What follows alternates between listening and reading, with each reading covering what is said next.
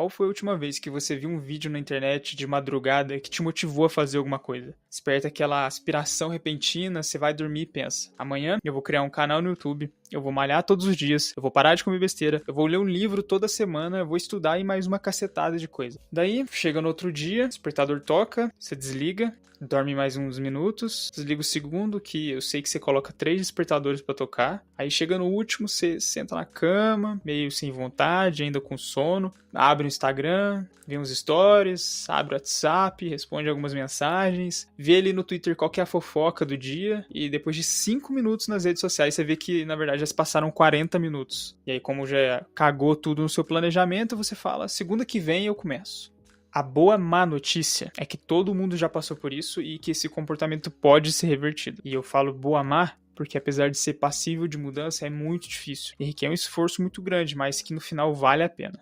Vamos fazer um teste rápido. Para cada ação que eu falar aqui, você vai marcar um ponto, se você faz durante o dia, beleza? Presta atenção no vídeo e faz. Fecha as outras abas, larga esse celular ou outra coisa que você estiver fazendo e presta atenção aqui nesse vídeo pelo menos, tá? Vamos lá. Você vai no banheiro e leva o celular com você. Você assiste mais de uma coisa ao mesmo tempo. Por exemplo, você vê vídeo no YouTube enquanto tá mexendo no celular. Você só consegue almoçar ou jantar se você estiver assistindo alguma coisa. O seu tempo de uso de celular é mais de 4 horas por dia. Você pode ver isso nas configurações do seu celular. Quando você tá entediado, você escuta música, fuma, assiste assiste filme, joga videogame, você deixa mais de 10 abas abertas ao mesmo tempo no seu computador. Você constantemente pega o telefone e desbloqueia involuntariamente. Se você marcou um ou mais pontos, você tem um problema. Talvez você até saiba de outros comportamentos péssimos que você tem que eu nem falei. Existem vários gatilhos para iniciar esses comportamentos ruins, mas o mais comum é a nossa incapacidade de lidar com tédio. E isso se deve à facilidade de hoje em dia a gente ver coisas excitantes o tempo todo.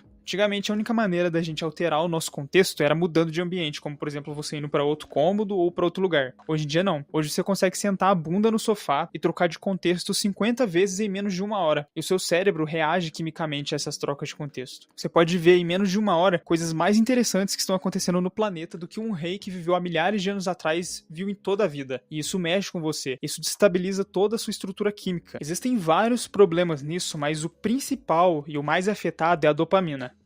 E eu sei que você já deve ter visto várias pessoas falando de dopamina, ou se você já viu, mas ainda não entendeu, eu vou dar uma explicação simples, objetiva e resumida. Que se você prestar atenção aqui na porcaria do vídeo, você vai entender. A dopamina é um neurotransmissor. Um neurotransmissor é uma substância química que é produzida pelo neurônio que tem a função de sinalizar biologicamente alguma coisa. Ela é liberada na sinapse, e a sinapse é um espaço pequeno entre cada um dos neurônios. A gente pode pensar num neurotransmissor como um mensageiro que tem a função de levar alguma informação ou mensagem. E nesse caso, a dopamina é um neurotransmissor responsável por sinalizar a motivação. Basicamente, a dopamina é liberada toda vez que você atinge um marco que o seu cérebro considera bom. É a maneira que a evolução encontrou para te manter no caminho toda vez que você fizer um comportamento que é considerado correto. A dopamina é sobre fazer coisas. Se você olhar a atividade neurológica de alguém que está sob efeito de cocaína, você vai ver uma alta liberação de dopamina, o que a gente chama de HIT. E para quem entende de inteligência artificial, é como se fosse o aprendizado por reforço, que é utilizado em algumas técnicas de machine learning para ensinar IAs, se elas estão no caminho correto. A gente pode pensar como um aprendizado por reforço utilizado em humanos. É a maneira que o nosso cérebro encontra de se auto-ensinar que está no caminho biologicamente considerado correto. E como que a dopamina funciona? Ela é liberada no sistema por meio de liberação tônica ou liberação fásica.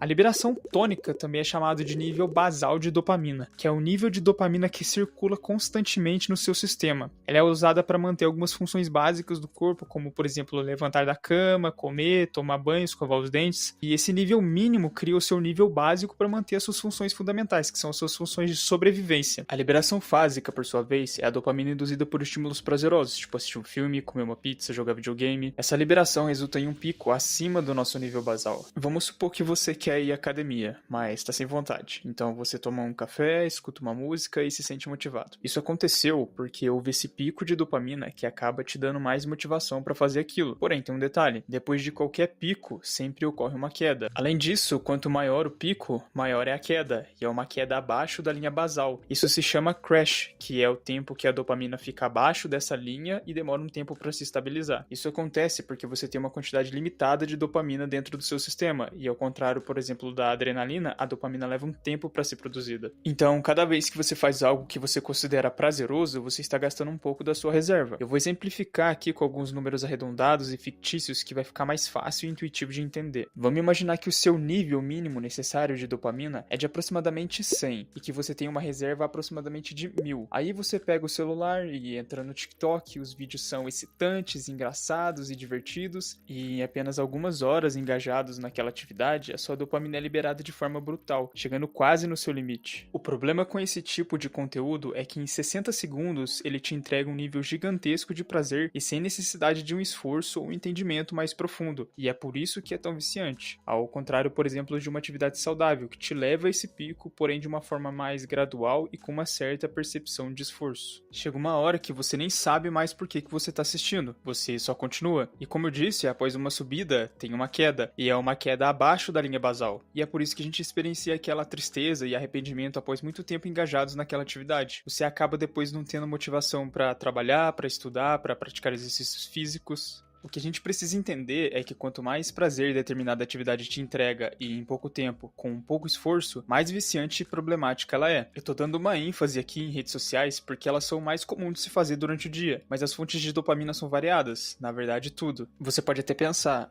mas então qualquer pico vai me levar a uma queda, independente se a atividade é boa ou ruim.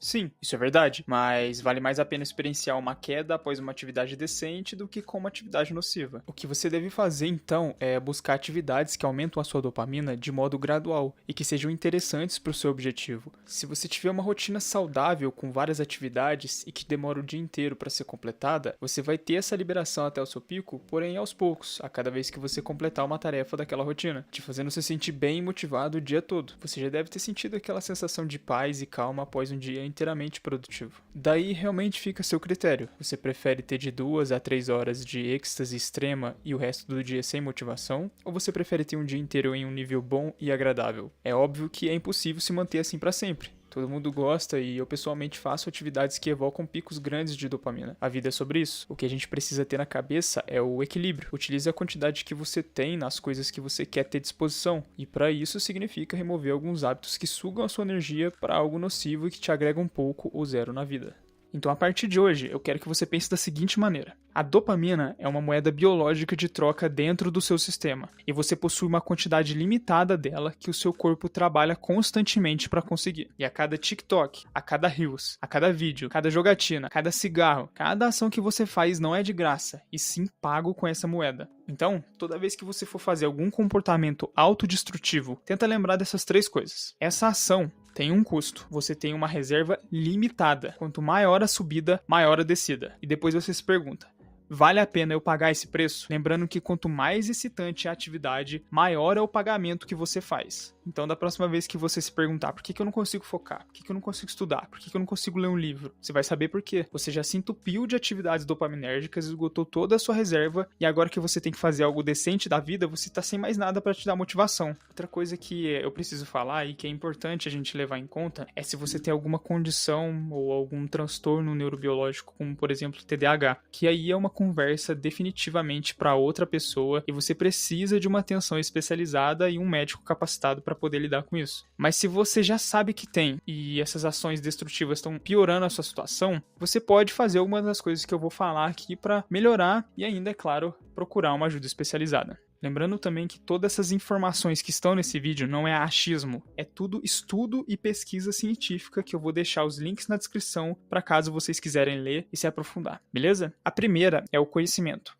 O conhecimento é a sua munição contra esses comportamentos destrutivos. Você precisa entender genuinamente por que é ruim. A gente sabe que pornografia, TikTok, redes sociais, cigarros são ruins. Falam isso todos os dias pra gente, mas a gente continua fazendo. E entender como essas ações influenciam no nosso cérebro e no nosso corpo nos ajudam a criar um momentum pra parar. Por exemplo, se você fuma, não adianta saber que fumar faz mal. Isso vem escrito na caixa de cigarro. É bom saber, mas não é o suficiente. É como se você estivesse tentando matar um dinossauro com uma pistola. Você vai precisar estudar o que o cigarro faz internamente com o seu corpo, visualizar como que ele age. Por exemplo, quando você fuma, a fumaça com milhares de toxinas passa pela sua boca, passa pela sua garganta, vai para o pulmão, é absorvido pela corrente sanguínea que agora está contaminada, os seus batimentos cardíacos aumentam, a sua pressão arterial aumenta, você desestabiliza a sua frequência respiratória. Na fumaça possui monóxido de carbono, que é o mesmo componente que sai dos automóveis de carro e vai para o seu sangue. Basicamente, se você fuma cigarro em específico, saiba que muito provavelmente você vai morrer de alguma doença cardiovascular. Quando você tem vício em alguma coisa, você precisa estudar e estar ciente dos efeitos e dos malefícios que aquilo faz no seu corpo e na sua vida. Se você prestou atenção nesse vídeo, você já deu o primeiro passo entendendo como que o seu sistema de recompensa funciona. A segunda dica é: aprenda a lidar com o tédio. Lembra do que eu te falei? O tédio é um dos principais gatilhos de comportamentos destrutivos.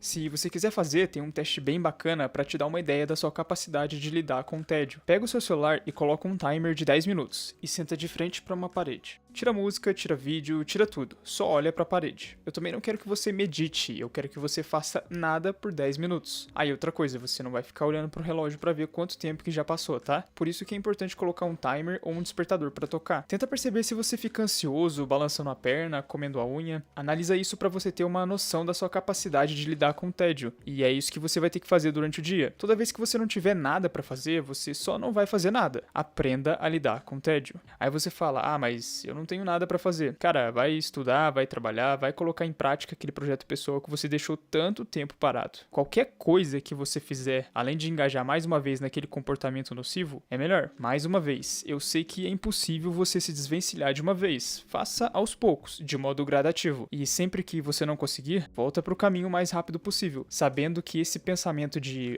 eu vou largar tudo é muito pior do que uma recaída. E se você for perder tempo no celular ou em outra atividade não muito produtiva, faz só isso. Tem gente que vê vídeo no YouTube, vê vídeo no computador, vê stories no celular, escuta música, deixa a televisão ligada, come salgadinho. Aí não dá, né?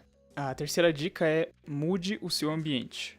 Nós somos criaturas muito visuais e extremamente influenciáveis, e o nosso ambiente molda o nosso comportamento. Se você é muito viciado no celular, ter ele por perto o tempo todo vai te tornar muito mais propenso de usar e engajar naquele hábito. Desativa as notificações, desloga ou até mesmo desinstala as redes sociais por um curto período de tempo. Claramente, você pode responder mensagens, ver um vídeo ou fazer alguma outra coisa nele, mas não faz isso apenas para matar o tédio. Faz de forma ativa e não passiva. No começo pode ser interessante você separar uma hora do dia para fazer isso, até você começar a ter mais controle. E se você quiser ter um novo hábito, tipo tomar mais água, tenta colocar mais pistas por perto, como por exemplo manter a sua garrafa ao lado da mesa. Preste atenção nas pistas sensoriais que você está dando para o seu cérebro, que está em volta do seu ambiente. Elimine e se afaste de coisas que te prejudicam e acrescente e se aproxime de coisas que te beneficiam, e isso inclui também pessoas. Você já ouviu falar daquele clichê de que você é a média das 5 pessoas que você convive? Bom, na verdade você é a média de tudo que está na sua vida, e pessoas são uma delas. Tenha muito cuidado com as pessoas que você coloca na sua vida, pois elas vão moldar você. Se cerque de pessoas boas e com objetivos bons e elas também vão moldar você. Eu tenho certeza que se você aplicar genuinamente essas dicas que eu falei com constância, você vai se tornar uma pessoa muito melhor. Bom, então é isso. Eu realmente espero que você tenha prestado atenção nesse vídeo e não tenha só deixado ele rolando de fundo. Eu vou deixar aqui alguns links de alguns estudos e pesquisas na descrição, caso você queira se aprofundar um pouco mais. Fechou? Se você gostou, por favor, clica no botão de gostei, que você não vai estar só me ajudando, mas você vai estar treinando o seu cérebro para te recompensar e o algoritmo do YouTube para te recomendar conteúdos interessantes e que te agregam na sua vida. É isso. Valeu!